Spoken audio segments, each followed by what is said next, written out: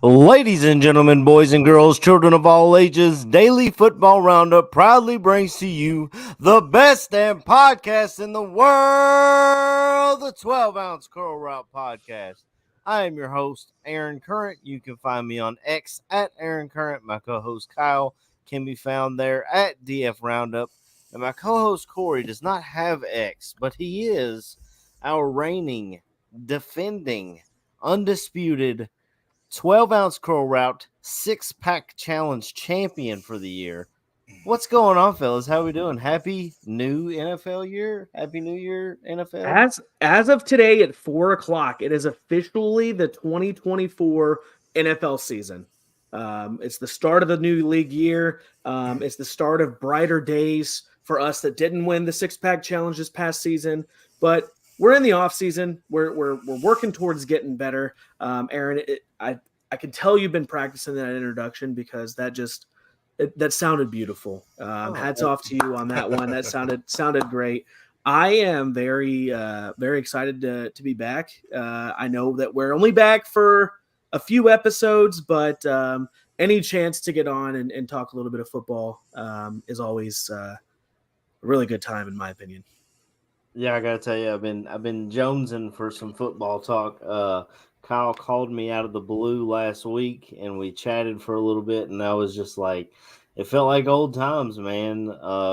We went 30 weeks in a row just chatting football and talk, having good intellectual talks and some unintellectual talk. Intellect? I don't know. Sure.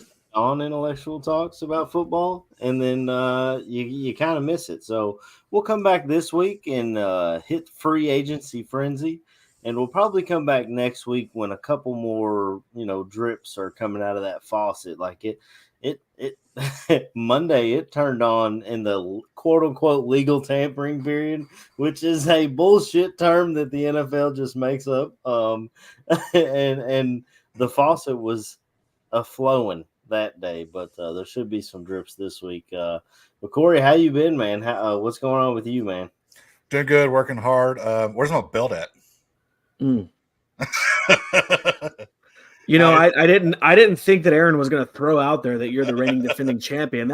That's carefully being put together and will be to you by the start of the 6-pack challenge. We're going to have a true unveiling, a true introduction of our champion. Aaron went rogue with that. I don't really know what he was thinking. I guess, because you don't have X or Instagram, or you have Facebook, or you don't have TikTok, you don't have Zanga, you don't have MySpace. I guess he's got to throw something out there for you. So I mean, he's probably got MySpace if he can remember his password. It's probably the same password as all my other passwords. I don't know if that's not a good thing, Corey. No, it's not. Tom Brady is dad. Yeah, pretty much. No, I'm pretty jacked to be back. It's been football porn for the past 2-3 days, so really super excited. Well, speaking of the football porn that, as Corey put it, I put together. Don't Google that, by the way, listeners. Don't Google that, especially under 18. But I put together some banners with some of the higher paid free agents. I tried to keep up with it and fit as many in there as I could, but boys, it was very difficult. So the first one that came down the pike was Chris Jones, and he didn't really hit free agency because the Chiefs locked him up before it all started, but I figured I'd throw him on there because he was a big name off the board right off the bat. They gave him a 5-year, $158.75 million deal.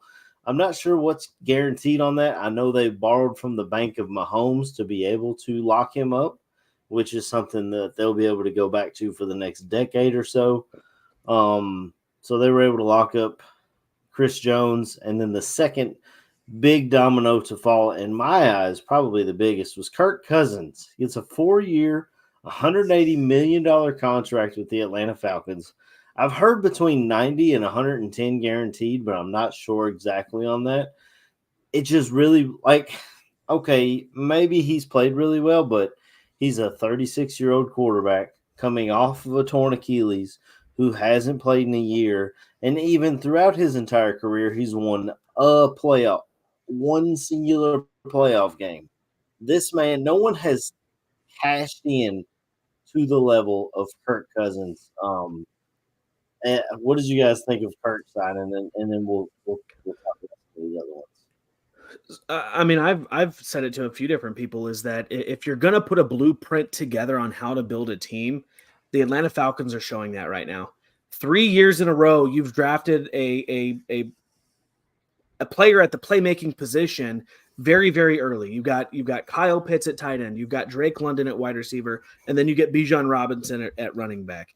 You get Arthur Smith out of there, who I don't know. He had something about Jonnu Smith this man loved last year, and you then put a quarterback in there with all of those skill players, and then you go out and you get Darnell Mooney as your wide receiver too. And I think that I wouldn't be surprised if they draft another wide receiver at some point in the draft too, because this draft class is loaded. And last year they went and signed the safety from Cincinnati, and I cannot think Jesse Bates. Thank you. They had Jesse Bates last year. They brought in Calais Campbell last year, who's a free agent right now. Would love to see him come back to Atlanta for one more year. The NFC South is wide open, and we saw that last year. Yeah. And if Kirk Cousins, if he can bounce back from his torn Achilles and put it together on the field, there's no reason why the Falcons can't lose in Wild Card Weekend this year. Yeah. Losing wild card weekend. The big question is, though, Kyle Pitts came out and said, who's going to wear number 8? Do you guys think Kirk will pack? Because he's known for clipping those coupons and saving that Coles cash. Is he going to pay up to keep his number? I don't know if Kirk Cousins has enough money. I don't feel like he's signed enough big money contracts to pry that away from Kyle Pitts. I would imagine it's going to be Cousins coming out next year wearing number 8, and Pitts will switch to something else. But I think that because has Cousins worn anything else but number 8? I'm not sure what he wore in college. I know he played it. I think in college, I think he was 12. Was he? No, he was 8 in college too. So well then, yeah. I bet Google knows if you guys want to filibuster. That's what I just. That's just. Well, I mean, he's got enough money to pay him. I know he shops at Kohl's and stuff, but he's back where his wife is from in Atlanta. He's got $330 million total in contracts, guaranteed money. So I think he can pay Kyle Pitts a few mil for that number. Yeah. Well, Kyle Pitts wore 84 at Florida. Is Cordero Patterson still under contract with the Falcons, or is he considered a free agent? I'm sure you could buy his number too. I believe Patterson's a free agent. It says Falcons quarterback Kirk Cousins was introduced to the team Wednesday night and was asked about the number he plans to wear in Atlanta. Cousins has worn the number 8 since high school, and Pitts currently wears that number as a Falcon. So if he has the years he hadn't worn the number 8, he was in that grade. I don't foresee him giving up that, and as you said, he makes plenty of money to buy it off Pitts and throw in some Kohl's cash on the side. Get him a discount on a nice polo shirt or something. I don't know. I don't shop at Kohl's very often, but we'll move on. Another big contract was Christian Wilkins, the defensive tackle for the Miami Dolphins, signs with the Raiders a 4-year, $110 million contract to go and be a running mate with Max Crosby. I really like this move. I was interested in Wilkins for the Bears at a 3-tech, but at $110 million, I just think that was way out of our price range. Even though we had plenty of money, I think the Bears are kind of playing it slow and trying to keep it that way. But Christian Wilkins, I mean, you get a lot out of him. I think he played like 96% of his snaps in Miami. So you've got a guy that's consistently on the field, always pushes the pocket. all the way back to Clemson where he played in college.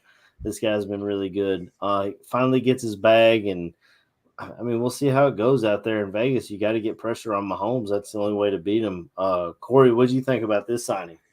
I know it was going to be tight with money and stuff, but that was the one player the Miami Dolphins had to keep, in my opinion. I think you could argue he was the best player for the team.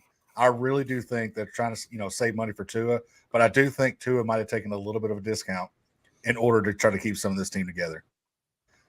Yeah, that's true. Maybe maybe the never know, losing a couple of the cornerbacks with Brad Chubb, maybe not playing. Who knows if Bradley Chubb's going to play another snap? I thought that you had to keep Wilkins. Yeah. I mean, that's a good point. The Dolphins should have really pushed to try and keep Wilkins. I think. What did you think of it, Kyle? I mean, it's these big money contracts. You're always so excited when you land a player, and then you look 4 years, 110 million. You're like, would have loved to split that between maybe two players, but then you're like, but we got the biggest defensive tackle out there too, because at that time Chris Jones isn't a free agent. He had already signed with the Chiefs, so you get one of the biggest fish in free agency, but you also spend a lot of money, and that's kind of the pitfalls of it. You have a lot of, maybe don't have a lot of cap, and you go and blow it all on one guy. But Wilkins next to Max Crosby, I mean, I feel like they're going to have a really good front on that team. Now I'm curious how they build around that on the other side of the ball, though. You lose your starting running back. You don't address that position yet in free agency. There's not a lot of free agent running backs left out there. There's a good number of running backs in the draft. But what are you doing at the quarterback position? What are you doing at running back? What are you going to do? Just all these other positions. So we'll see how Las Vegas moves forward from there. I know they brought in Gardner Minshew too. And I think they're planning on rolling with Zamir White as the running back one, which he looked good at the end of the season as well. But it's just all of these grades so far on every team to me is incomplete until we see more of what they do. Oh, absolutely. You did mention the draft a little bit there, though, and honestly, looking at this draft, I don't think it's a very deep or strong running back class, which is why we'll get into it here in a little bit.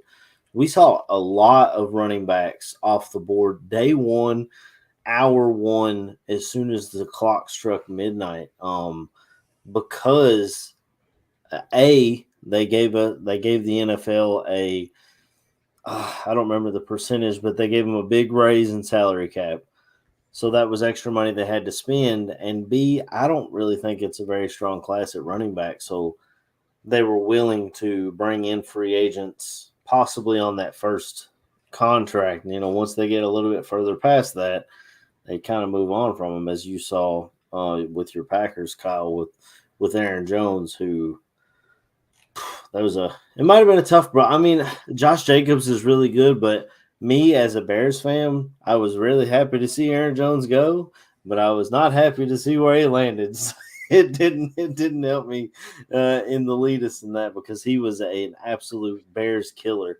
I mean, I guess we can. There's some other contracts on there, and we can hop back and forth if you guys want to, or if you guys want to jump into the running backs. I know Barkley signed a 3-year, $37.75 million contract with the Philadelphia Eagles. That was a guy I had my eyes on as the Chicago Bears, but the Bears did bring in DeAndre Swift from the Philadelphia Eagles, so we kind of traded that guy for that guy.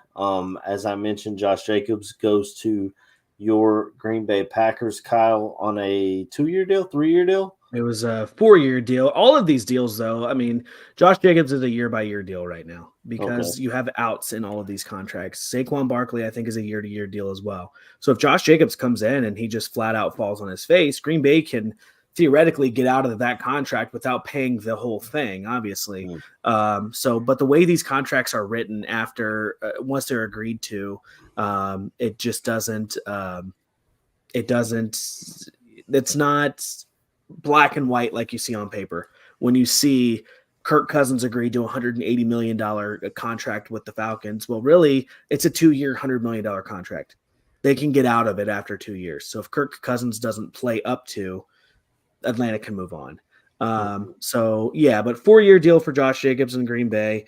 Austin Eckler, I think, signed a 2-year deal with Washington. You had Swift go to Chicago. You had Saquon going to Philadelphia. Derrick Henry going with Baltimore, where everybody thought that he was going to sign or be traded to at the deadline. You had Gus Edwards going to Los Angeles Chargers. The big signing for Corey. Antonio Gibson to the Patriots, right? Yep. And I actually then like that a lot. I like you had Gibson a lot too. Yeah, you had Joe Mixon cut, but then he wasn't, and he was traded to the Texans for a 7th-round pick. I also love that too. You had Aaron Jones, like you said, go to Minnesota, and there's still Austin AJ Eckler Dillon out goes there. to Washington. Yep, and Tony Pollard to Tennessee. And you've still got AJ Dillon out there looking for a home. You've got some teams, like I said, the Raiders, who really you would have thought that they would have either brought back Josh Jacobs or addressed that running back position a little bit more. Where do they move forward from there? And we say that the draft isn't really that loaded or that strong, but you can find a running back in the 6th round, i.e. Isaiah Pacheco, and plug them in and have success with these late round running backs. So to me, it was really a surprise to see deal after deal after deal after deal for running backs. And I did not have DeAndre Swift being the first running back on my bingo board to sign a contract. I didn't expect the Bears to jump out at all. I expected them to sit back and let the market kind of play to them, but they set the market at running back, set the market at safety, really, when they jumped out and signed Kevin Byard, the former safety for the Titans and Eagles. I mean, sure. The safety I like the most, Kyle, your guys signed him. Xavier McKinney, the safety from the New York Giants, they signed a 4-year deal worth quite a bit of money. I can't exactly see it on here yet right now, but I think it was $68 million. Yeah. Not to forget Devin Singletary to the Giants as well. So I didn't see it. I do think real quick that AJ Dillon is perfect for the Cowboys, since the Cowboys, all they've done this offseason is do a long snapper.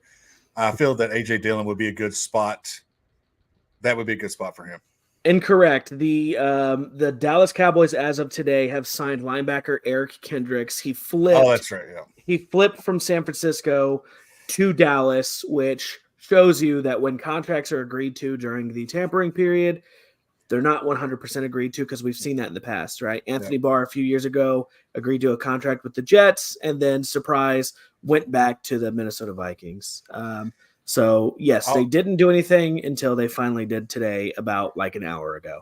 I'll also say too, like with the cap going up the way it did, the numbers that they were trying to get last year when they had these meetings and stuff, that's what they got this year. So it's like they got what they wanted, but at the same time, the percentages, it just equals out. So it was no big deal to give them like 8.25s here and there. What shocked me was Eckler only getting 11 mil for 2 years. That was kind of odd, especially going to the Commanders. I figured they would have paid, something crazy for it. I don't know I can't remember what the incentives are, if there is incentives for Eckler. I don't know if he's trying to get closer to Magic Johnson, being a part owner of that big group or whatever. If he's trying to do like maybe an after football play with him. I don't know if that's part of his thinking too, because I know he's been doing a lot of media lately. Eckler has.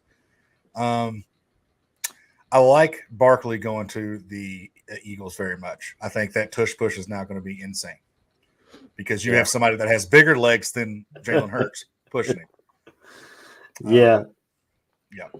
I was a big fan of Barkley going to the Eagles as well. Like I said, he was a guy I had my eyes on, but you do have to worry about injuries with him and the guaranteed money for, I think the Bears, it came out that they paid Swift $15 million guaranteed. So basically the first 2 years I think are close to a guarantee.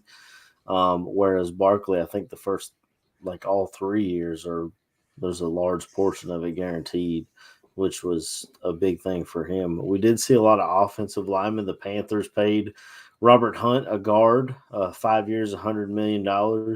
They also paid another guard, I do believe. I can't see it. Yeah, it was. Ooh, I thought I um, had it on there. Damian Lewis. Yeah, Damian Lewis, the guard from Seattle. So they paid two guards. They're trying to shore up that offensive line for a rookie quarterback who went through struggles. They brought in a new head coach, and now they're trying to fix their offensive line a little bit. They've still got a lot of work to do. They traded away. I didn't put it on here because it wasn't technically a free agent move, but they traded away Brian Burns for a second and a fifth, which I was shocked at that compensation.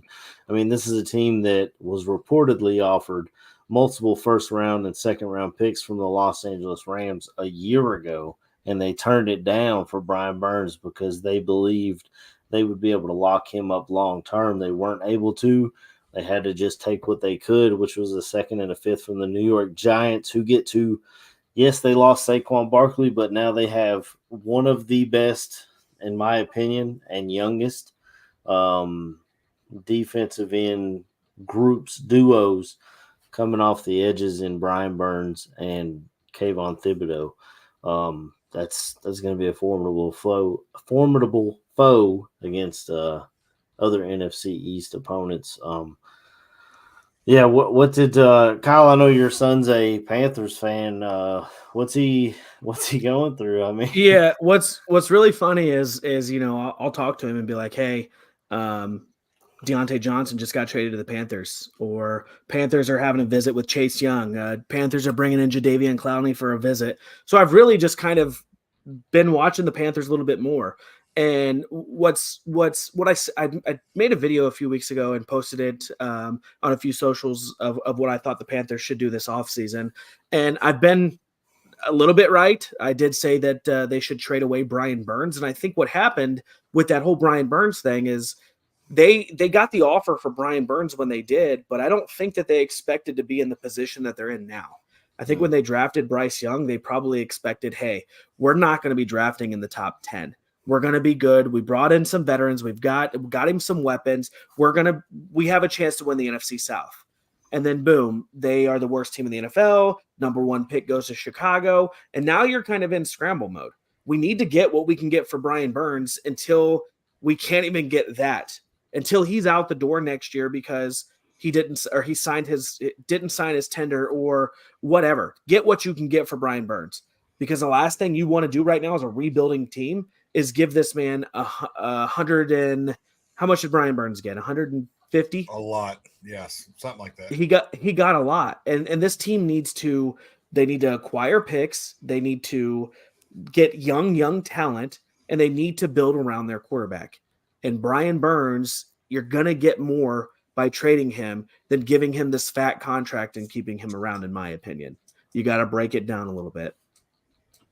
I guess that's true. You definitely have to have weapons. It's hard to see. It's hard to see their clear route after their last few years. You know, they trade away Christian McCaffrey, they trade away DJ Moore. Now they're trading away Brian Burns. It's literally everything is falling on this young quarterback's shoulders in Carolina with a new head coach now who I don't believe has ever been a head coach. He was an offensive coordinator in Tampa Bay before coming to Carolina.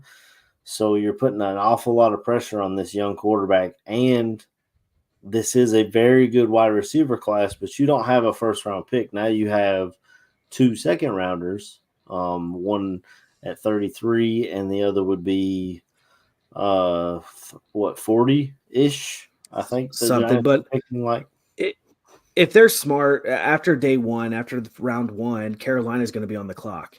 You have about 20-ish hours to get a deal done. You've got to trade out of 33.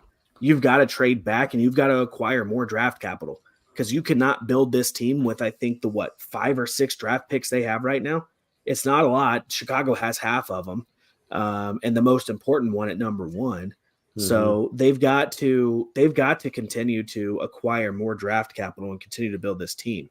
What they've done in free agency so far, though, it's not terrible. You're getting 2 offensive guards and bringing them in, trading for a wide receiver, Deontay Johnson. Granted, he's on the last year of his deal. They got Ashawn Robinson at defensive tackle, Josie Jewell, the linebacker from Denver. So they've at least been active, and they're trying to get better. And I think that goes with a new general manager, a new head coach. They're trying to just kind of put their recipe in there. Yeah.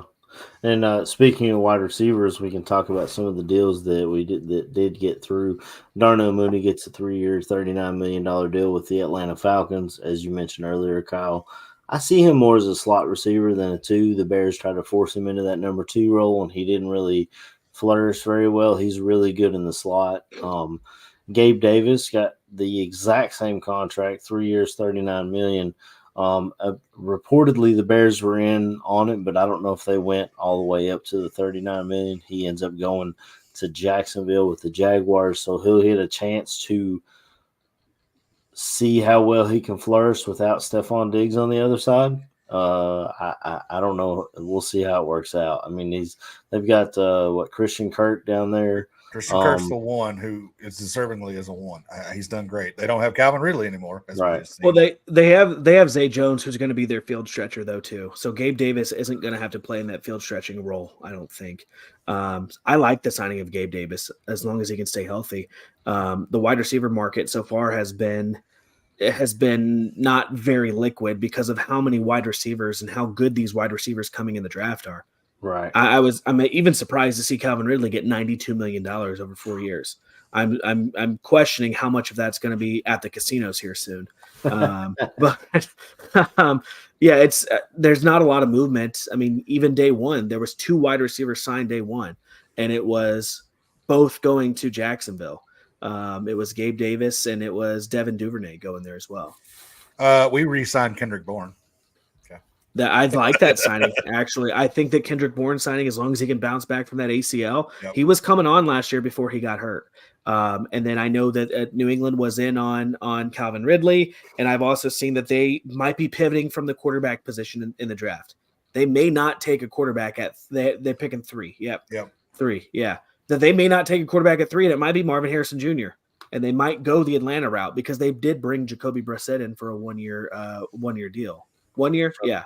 Yeah, sure you love that, Corey. You loved Jacoby the first time. What did you? I was shocked that they tried. I'm like, Mac Jones didn't do great, but I was really shocked that they traded him away, especially to another AFC team, especially for a 6th round pick. It's almost like were they about to cut him? Or I appreciate Jacksonville giving us a 6th rounder for him. Like, thanks, I appreciate that. I love Jacoby coming out of the when we drafted him. I was super excited about it, and I loved Antonio Gibson coming out of Memphis in college. And I was kind of hoping we would have drafted him to begin I like Gibson a lot. If he can stay healthy, them two already kind of have a rapport after the last year being at Washington. So I like that, and I also like the fact that we were. At first, I was like, "Go get this person, go get that person," but we're signing back a lot of our core players that we needed. And then if we didn't sign, like we lost Mac Wilson, but we signed Taki for him instead. Like that to me is kind of an even trade. So like we're slowly trying to build something here. I don't know. I still would like to do. I want to trade for Justin Fields. I want to trade for T. Higgins. I don't know. He's not happy in Cincinnati. I don't know what they're going to do there. Knowing Paul Brown in them, he's just going to be unhappy for the rest of the year, and then they're going to let him go because Paul Brown's an asshole. So I don't know. Maybe he's a guy that to watch during the trade deadline. Maybe they wait and see how much equity they can build up in that trade market for a T. Higgins. Justin Fields, it's very like everyone in Chicago, all the radio stations in Chicago are saying there's no market. They're showing you no one thinks he's a quarterback, but you're getting conflicting reports because sometimes you'll hear Ian Rappaport saying, well, they haven't even shopped Justin Fields, but you're also hearing, well, they were at the combine, they were shopping Justin Fields, or I don't know. It's difficult because they'll play what Ryan Poles said at the combine, but they led him with the question. They said, "What would you do with Justin Fields?" And he said, "If we go down that route, the key word being if." He said, "If we go down that route, I want to do right by Justin. I don't want to leave him in the gray area. I'd rather do it sooner rather than later." And instead of hinging on the word "if" at the very beginning of the sentence, Chicago media is hinging on the rest of the sentence of, well, you can't do right by Justin. You just got to take what you can get. Like they're almost putting words in his mouth. And I know, I guess that's their job. They have to make content and talk about this every single day. But maybe Justin is up for sale. Maybe he's not. Maybe they're not sold on Caleb Williams. I mean, they didn't get his medicals. He's not coming in until after his pro day. Apparently, he pushed that back. It's. I mean, I was half joking about it when we first started talking about this with the Patriots sending, trade for Justin Fields. Like I had kind of mentioned something a while back about it. But when you think of Alex Van Pelt now as our coordinator who came from the Browns, like we're kind of our offense, maybe not as good of players, but our offense is kind of built that kind of like that. And I think Justin Fields would be good in that offense. So that's why I was kind of like, man, we could probably, especially now that, which who knows what rumors are, like, how true they are. But like, if there's not that many people calling for him, I still think we could trade for Justin Fields, still get a Dunzier or maybe Marvin. I'd rather have a Dunzier in my opinion, or Malik Neighbors or something like that to go along with it. And then maybe still try to reach for one of these other wide receivers or something. I don't know. Because we still have plenty of money too. Yeah. And we have draft picks. And you'll have the first pick at whatever wide receiver you like the most. I mean, it could be a Dunze. The more I'm seeing of him with the Bears sitting there at 9, the more I'm liking of him. I mean, I know you were a big Washington fan all year. They won you a bunch of money, but they played so late, I hardly ever got to watch them until they were really in the title games. It's a 1A, 1B for me. Like, I'm not saying he's far and away better than Marvin Harrison Jr., but I think I'm the only one saying he is better. I heard one other person say they like to do. I think it was Baldy, Brian Baldinger. I think I heard him say that he liked to Dunze better than Marvin. But yeah, it's not a popular. It's 1A, 1B for me, but I mean, it's still Dunze is better in my opinion. And Malik Neighbors, he's good as well. So like, you could put him as like a 1F.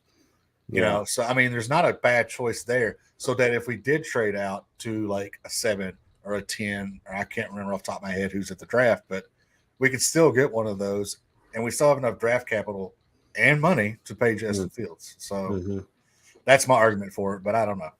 Yeah, I know the Bears are at 9, and speaking of the top 3 wide receivers, I still like Marvin Harrison the most, but it's just like you said, it's 1A, 1B for me as well. Roma Dunze, the more I see of him, the more I like. Malik Neighbors, the way I look at it as a Bears fan, he gives me a lot of what I'm getting from DJ Moore, which is why I like the other 2 better, because they're bigger bodies as opposed to a catch and get upfield and break tackles type of receiver. But I don't know. But we'll move on. There are some, unless there some guys you wanted to talk about, Kyle, that we were just talking about. No, I mean, if we're gonna talk about Justin Fields, for me, if Ryan Poles is smart, all of this conversation about Justin Fields is to drive the value of the number 1 pick up, is to act as if you are not Justin Fields is not your quarterback, so you are given a mega deal for number 1, something bigger than what you got from Carolina last year, and you continue to put your franchise in a position to continue to build and bring young players in and bring the Bears history back, essentially. Get the Bears back into that conversation of not being a poverty franchise. Yeah. And you have the ability to do that. You have a quarterback who can make plays for you. Yes, he holds on to the ball too long. Get him some more offensive line. Chicago's offensive line looked a lot better last year. Get him a few more weapons. You just lost Darnell Mooney. You traded away Chase Claypool. You bring in DJ Moore. You have 2 top 10 picks. You draft a wide receiver. You probably draft another wide receiver the 3rd, 4th round. There's a lot that the Bears can do to put themselves in a very good position. Drafting Caleb Williams at number 1 and trading Justin Fields away for a late pick is not the way to do it. Because you do that, you're going to be back to right where you are in 4 years when you're looking for a quarterback, because Caleb Williams is not it. And I don't care what anybody says too. Let's say Justin Fields has a great year. He's not going to warrant the $50 million a year either. So for everybody, you're going to have to pay him, but you're not going to have to pay him like number 1. You're just not. And I think he'd be okay with that. So you don't have to break the bank for Justin. It depends on what his agent would say. I mean, you still have the 5th-year option and stuff. But I've been thinking of this the last couple of days. Ryan Poles comes from Kansas City. How did they bring in Mahomes? They drafted him in the top 10. They traded up for him. They let him sit behind Alex Smith for a year, who was a veteran quarterback, a first-round pick, number 1 overall, who was considered a bust in another place. Got a lot more out of his legs than you did his arm. He came over there. He sat behind him for a year. He learned some things. And then Mahomes took over the reins. And, yes, he knew things. He had some physical ability to do things, but he had to learn. It's not crazy to think that they would both be on the same roster, in my opinion. Patrick Mahomes also took over a playoff team, though. That Kansas City team, they made the playoffs. Patrick Mahomes, I believe they made the playoffs. Yeah. If they didn't, they did when. Yeah, they were. Their original pick was at 27, and they jumped up into the top 10 to grab Mahomes. And yeah, the Bears weren't a playoff team, but they won 7 games, and there was 3 games where they had double-digit leads in the fourth quarter that they blew. So you're looking at, if they pull those off, you're a 10-win team with the number 1 overall pick, which is what puts you in such a different predicament for most teams that are in this spot. They don't have the number 1 pick because of their pick. They have a top 10 pick because of their pick, but not number 1. And as much as I love Justin and I wanted to work with Justin, I don't think the money lines up. I know you said he's not going to get $50 million, but he might ask. It's whatever his agent wants, and his agent knows the going rate of a quarterback. And B, this was not the guy Ryan Poles drafted. His fourth quarter numbers are scary bad. Like, he's like 34th among NFL quarterbacks. And there's only 32 teams, fellas. Like, his numbers are not great with the game on the line. And I don't know if Caleb Williams is the answer. Maybe I like, honestly, Jaden Daniels the most out of any of the quarterbacks coming out of the draft. But it's not me making that decision. It's them. And I just don't see them putting all their eggs in the Justin Fields basket and shooting from the hip. I just don't see it. I think it's hard. I think it's hard to have great fourth quarter numbers when you don't have great players around you. This Bears team is still building. So to say that Justin Fields can't get it done, we've watched him get it done at Ohio State. We've seen him stay in a game and continue to, right? That was Justin Fields against Clemson, wasn't it? Yeah. Stay in a game when he had broken ribs and he could get it done. He had great players around him at Ohio State. He had fantastic players around him at Ohio State. Obviously, you're not going to always have success playing with great players at college level and then go to the NFL. But he had really good players around him at Ohio State. And he led his team to a victory over a Clemson team. They won that game, I think. They won. He beat Trevor Lawrence every time he went up against him. I fell in love with Justin Fields during that game. But I just don't know if they're gonna see it the same way. I don't know if they're gonna wanna. I'm so far on the other side of just, to me, it blows my mind that you wouldn't take and get like a Marvin Harrison or a Dunzier and get the number 1 offensive tackle and spend a little bit more money. And then next year, if he wants the $50 million, worry about it then. Try to build some points. Like maybe that's what Poles does. I mean, we saw all these. He had the ability to trade Justin Fields this week. There's no way that Gardner Minshew and Sam Darnold and Joe Flacco and all these quarterbacks are getting all these deals, and the Bears aren't getting calls on Justin Fields. I just don't. I'll never believe that, no matter how many times Chicago media tries to tell me that. But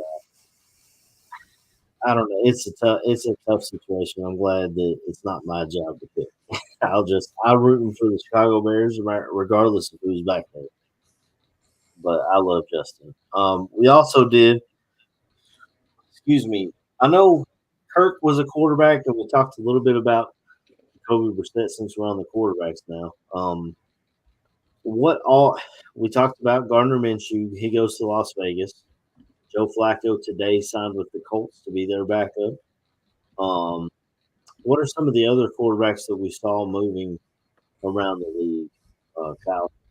I think the biggest thing for me is when the quarterbacks are moving this year, it's been a lot of 1-year deals, and it's more stopgaps for more than anything. Gardner Minshew to Las Vegas. My guess is he is probably the opening day starter in Las Vegas over Aiden O'Connell. You've got Sam Darnold, who would more than likely be the starting quarterback in Minnesota for the 1 year that he signed for. Jacoby Brissett, he's that veteran presence. You're bringing him in to New England.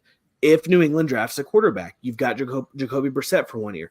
Marcus Mariota could start in Washington as well. Sam Howell's currently there. You've got Marcus Mariota. If you bring in a quarterback in the draft, you've got to move on from Howell. Sam Howell's not your third. You're not paying Marcus Mariota $6 million to be your third either. Drew Lock going to New York could potentially be the opening day starter for them. Depends on if they bring in a rookie, what happens with Daniel Jones. Jameis Winston, obviously the backup in Cleveland. Russell Wilson, the starter in Pittsburgh. Joe Flacco signed with Indianapolis today, obviously to back up AR. Mason Rudolph signed a 1-year contract with Tennessee today. He's going to be a backup. Kirk Cousins, we've already talked about him, and that's the quarterback signings so far. Tannehill, Garoppolo still out there. Josh Dobbs still out there. Carson Wentz is out there. Simeon's out there. So there are some quarterbacks still in free agency that have started some games. And there's also trade candidates too. Like I said, Sam Howell, Justin Fields. You've got quarterbacks who could potentially be on the move through the trade market. But Corey, go ahead. For me, I like Sam Darnold at Minnesota. The problem is I don't think his best player likes that. I think Justin Jefferson's mad. And I think he's mad because he didn't sign last year. They offered him 32, and he said no. And I don't think he's going to like that too much. I think he could. We've seen what O'Connell did when he was at San Francisco, and we've seen what Darnold did the few games he played in San Francisco, a little bit that he played. I think that's a good fit, those two. And if it's just for a year while they draft a Penix or a Bo Nix to learn behind Sam Darnold, I don't see anything wrong with that. The problem is your best player sees something wrong with it. Yeah. And Cincinnati, the Bengals Twitter right now is certain that they're trading for Justin Jefferson. Tyler Eifert even took to Twitter and said, from what he's hearing, there's movement of Justin Jefferson to Cincinnati. And I don't know how it works. I mean, what do? You take T. Higgins, Jake Browning, a second, and a fifth, maybe. There's no way that gets it done. You would have to do Higgins, Jake Browning, and 2 firsts probably. And I think Jake Browning is a starting caliber quarterback in the NFL as well. You bring in Jake Browning to Minnesota, and you may have a quarterback who I wouldn't say he's a franchise quarterback, but he could be. He's probably going to be a better bet than Sam Darnold, in my opinion. A little sass there. I like the idea of Sam Darnold. I think he got a raw deal with the Jets. Everyone feels with the Jets. Then he goes to Carolina, which was an absolute shit show when he got there. He goes to San Francisco, where he actually gets a chance to sit, learn, be coached by the coach, and now he gets to go and follow that exact same system in Minnesota. As I hate to admit it, but I really like it. I know they like I said, I was listening to Chicago radio today, and they were all like, none of them were saying anything about. They were like, well, Sam Darnold, who gives a shit? And I was just like, I don't know. You got Sam Darnold. They added Aaron Jones. They still got Justin Jefferson for now. I just don't see how, like you said, Kyle, how it works out for Justin Jefferson to go to Cincinnati without Joe Burrow being part of the trade compensation. Like if the Vikings are giving away the quote unquote, in a lot of people's opinion, the best receiver in the league, how is one of the best quarterbacks in the league not a part of the trade compensation? Well, and I don't think you can pay Justin Jefferson. If Justin Jefferson signs for $35 million a year, you got to pay Jamar Chase $36 million a year. You Yeah. can't. You've either got to match or beat what they give Justin Jefferson, because Jamar Chase has been in Cincinnati since day one of his career, and you're going to bring in his friend, I believe, But he thinks and he's better. I mean, of course of course they think each other's are better. But hey, we're going to give you guys both the same contract, 5 years, $160 million, 70, something like that. We're going to make you guys both at the same time the highest paid wide receiver in the league. If they could pull that off, and includes, it would be T. Higgins and however many picks and something else, they're going to have to score 100 points because they're going to have 90% of their money in 3 players. So they're going to have to do something. Yeah. That is very true. Very true. 100%. All their whole defense is undrafted free agents. Yeah. We can't even afford the first round. Calling up some San Antonio Brahmas or something to come play, fill in. I mean, as it stands right now, they have $45 million in cap. So they have space, but they still got to pay Jamar Chase. DJ Reader, I think they're going to move on from DJ Reader, because I saw just a little bit ago that they signed Sheldon Rankins, who is a defensive tackle. I like Rankins a lot. Yeah, but I mean, DJ Reader is one of the DJ top Reader's defensive tackles in the league too. Yeah. So I don't know. The Bengals haven't been very active, except for trading away Joe Mixon and bringing in Zach Moss. I guess they want a big bodied back to pair with Chase Brown. I think Chase Brown is the best running back in Cincinnati right now, and I would have probably even put him above Joe Mixon. And a lot of people might disagree with me. But when I watched the way that Chase Brown moved when he had the ball in his hands, it was like watching Devin Achane with Miami, or Keaton Mitchell with Baltimore. You feel like the guy is going to score every time he touches the ball. So I don't know. I don't know. We'll see what happens. There's still a lot of time. Yeah. I liked Chase Brown at Illinois. I thought he was really good there. So being drafted to the Bengals, I believe he'll be the primary back.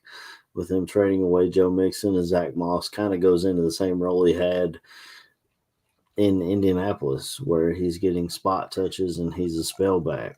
I think Zach Moss proved that he can be almost a 1. But you just couldn't do that when you paid Taylor. Like, you just can't do that. Yeah, that's true. He did. He stepped up this year, and when they didn't have Taylor, and had some admirable games where he carried the load. Even on some games when Taylor came back, he was getting things done. I think Zach Moss has. I think that Zach Moss has injury risk with him though too. Mm-hmm. We saw it last year. We've seen it multiple years in Buffalo. Last year he had a broken arm, so he didn't even play the whole season. But he did when he was playing and Jonathan Taylor wasn't. He looked good. Mm-hmm. But I don't think that he has to have that weight on his shoulders with Chase Brown there. I just say we said that about Alexander Madison too, and then we see what happened when he was the 1. So and he's still a free agent. And he probably will be until after the draft. But who aren't free agents are some of these edge rushers. Jonathan Grenard from the Texans signs with the Vikings a 4 year, $76 million deal. Almost a swap now that I think of it, because Danielle Hunter signs with the Texans 2 year, $49 million contract. So he gets essentially $25 million a year to go down there and be a pass rusher. The Texans have been very into the free agency process to try and build on the success that they got out of Coleridge Bernard Stroud III. Jonathan Grenard, I liked him a lot. The fourth. I'm sorry, not his dad. I disrespect his name. I do apologize.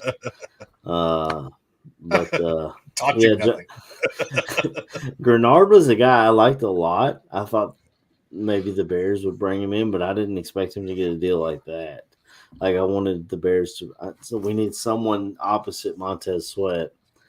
I liked him, but I don't know. Did you guys see that coming for him, or?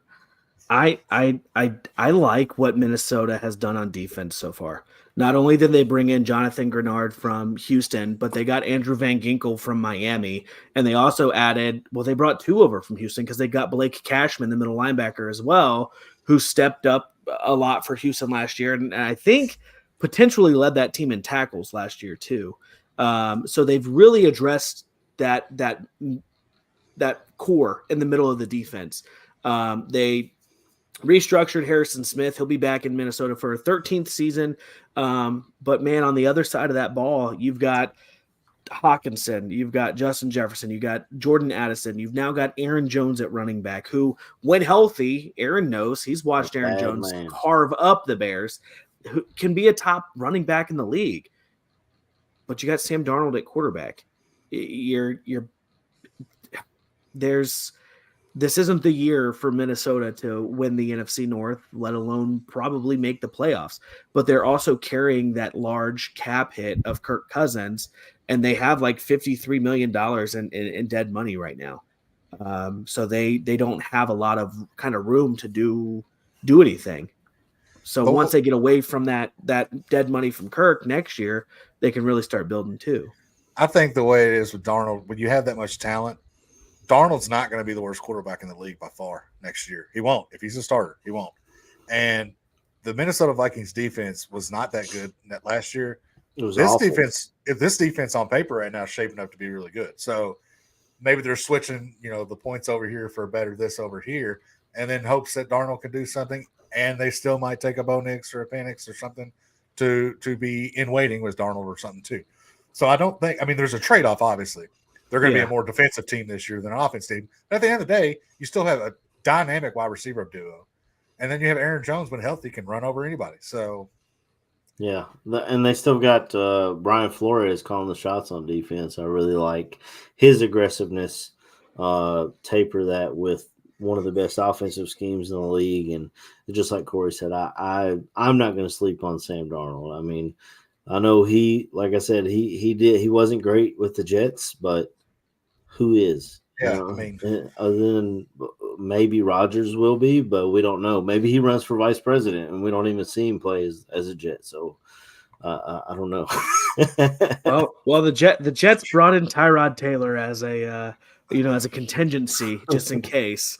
But yes, that was news to me yesterday when I heard that Aaron Rodgers was being considered as the running mate for Robert Kennedy Jr. And I guess he's making his choice later in March on who is going to be running with him.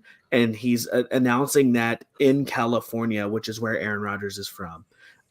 Jesse Ventura is another name. And the 12-ounce curl. Well, 12-ounce curl route podcast is not a political podcast, but no. When you get Aaron Rodgers, we made this podcast to not be political, but if you see Aaron running, you got to bring it up.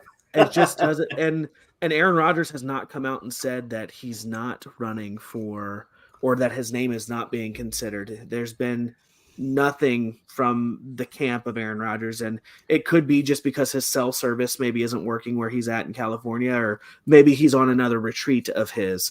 I heard he was in Costa Rica on another ayahuasca retreat. There was another player who had said that they were down there with him. But it's one thing to say day and night, but Aaron Rodgers and Jesse the Body Ventura is like day and Mars. I don't know. I think they're pretty similar. The way Rodgers has started to talk. Have you heard Ventura talk? I have. At all? He thinks we're all going to be putting FEMA camps soon. But I don't know. They're both out there. That's being nice. I was going to say something. I can't remember. We'll just move on. So we've talked about. Is there anyone else that got signed that you guys want to talk about, or did you want to? Okay.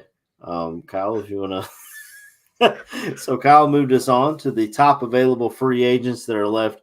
Defensive tackle DJ Reader, who is currently or formerly of the Cincinnati Bengals. Tackle Tyron Smith from the Dallas Cowboys. Cornerback Kendall Fuller, I believe it is. Washington. Washington. Safety Cameron Curl of Washington, wide receiver Marquise Brown of Arizona, cornerback Xavier Howard, who was released today from Miami, guard / center Connor Williams from Arizona, tackle Trent Brown, that's a New England guy, guard Kevin Zeitler from Baltimore, cornerback Steven Nelson, I believe, of Miami, safety Justin Simmons, who was released by Denver, and defensive end or edge rusher Jadeveon Clowney. There's still a ton more names out there, obviously, because we've only been through 2 days of free agency. Right. But what sticks out to me is the amount of offensive linemen still available. And you've seen some offensive linemen getting paid. You've got the 2 in Carolina that got paid. Excuse me. You've got some more that I've seen. Let me pull it up real quick. But we've had Robert Hunt of Carolina get $100 million. Mike Onwenu re-signed with the Patriots at $57 million.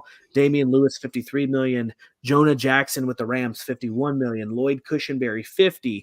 Jonah Williams signed with Arizona today, 2 years, $30 million. John Runyon, a guard for the Green Bay Packers, went to the Giants, 3 years, $30 million. Tyler Biadasz, 3 years, $29 million with Washington.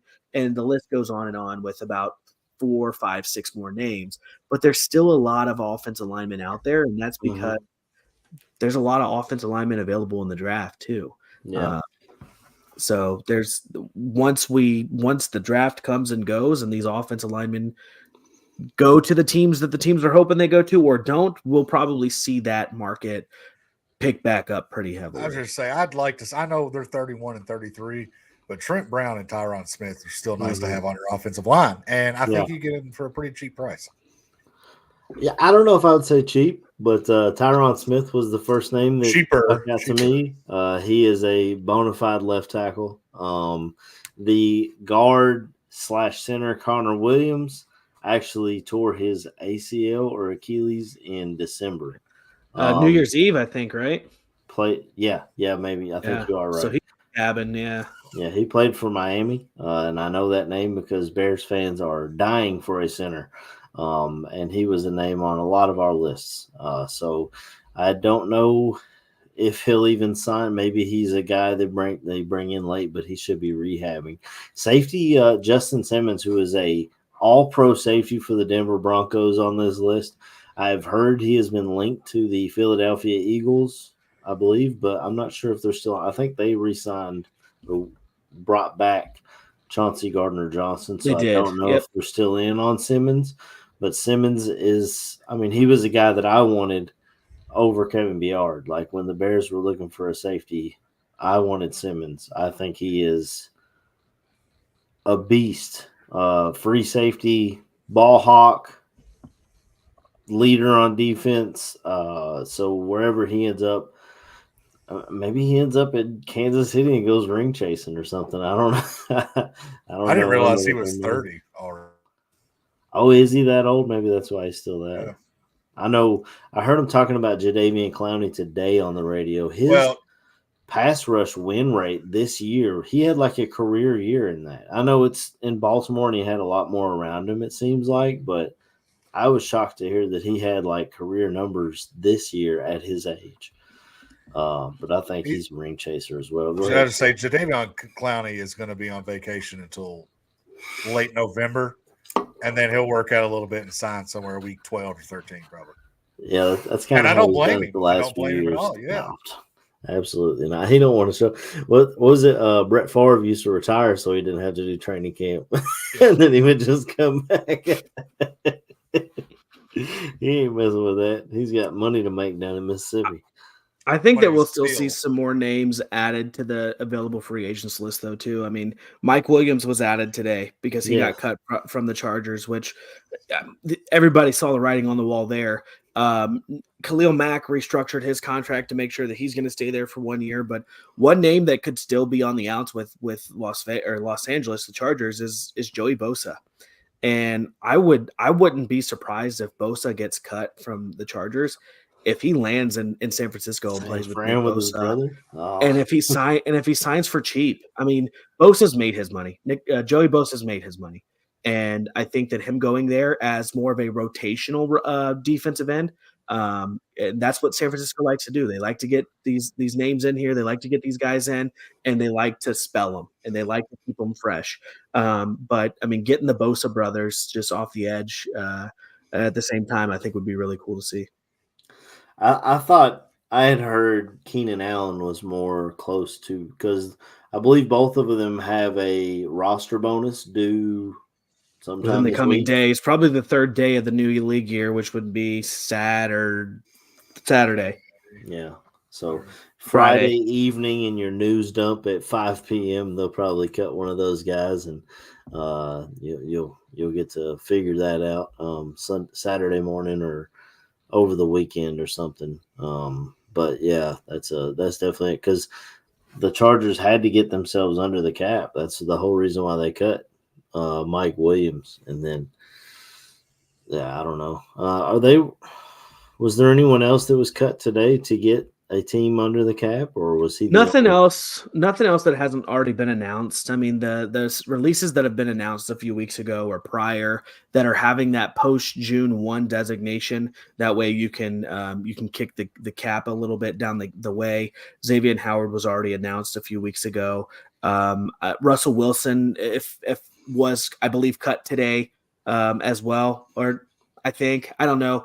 The Broncos allowed Russell Wilson to go and negotiate a contract while he was still under contract with the Broncos. So there's just a lot that doesn't take effect until the league year started today. The Deontay Johnson trade that happened yesterday didn't take place until 4:00 today. So there's still possibilities of things that have happened to not go through. Jimmy Garoppolo last year signed a contract with the Raiders, and then they said, hold on, wait a minute. And it took about 3 weeks for them to actually sign the contract with Jimmy Garoppolo because of the issue with his foot at the time. Yeah, I know the Bears signed, it was Poles' first year. They brought in Larry Ogunjobi to be their defensive tackle, and he failed his physical. He wasn't able to sign.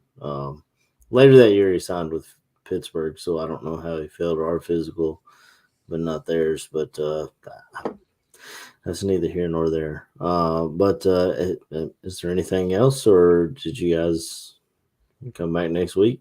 Corey, is there anyone on this list that you're looking at for your squad in particular, or anywhere that you think someone would fit? I mean, just being Patriot fan, I would like to have, my guys back. I would actually like Xavier Howard to come over. I know he's got some injury issues, but I'd like to have Trent Brown back, and I would actually like Tyron Smith too. But I mean, we have money. We have money to spend, so why not make a couple 1-year deals, try some stuff out, and see what go from there. Well, Xavier Howard was one of those corners that was like pushing for best corner in the league before injuries started piling up the last couple of years. So I don't know. Maybe if you guys run a zone heavy scheme in New England, correct? Yeah. So I don't know. I don't know. I'm actually kind of curious to see where Marcus Brown goes to. Hollywood. I know he's fast. Man, he's fast. Yeah. I think Odell would be a free agent as well. Free agent. Also vacation for November. Oh, absolutely. Yeah. There's a ton of these guys that are just trying to skip out on training camp. But we'll get out of here. Next week we'll have some more contracts, some more teams to talk about. See if there's anyone left on the free agent market that we might be able to talk about. And I don't know, maybe we'll talk a little bit about the draft as well. Until next week, like, comment, subscribe, go to the YouTube page for Daily Football Roundup. And if you subscribe and hit that little bell, it'll hit the little bell. It will tell you when we go live. You will get notifications on your phone or television or however you take YouTube. Because my son watches YouTube on his television all the time. I don't even know why I have cable in there, but so just like, comment, subscribe, and it'll tell you when we go live.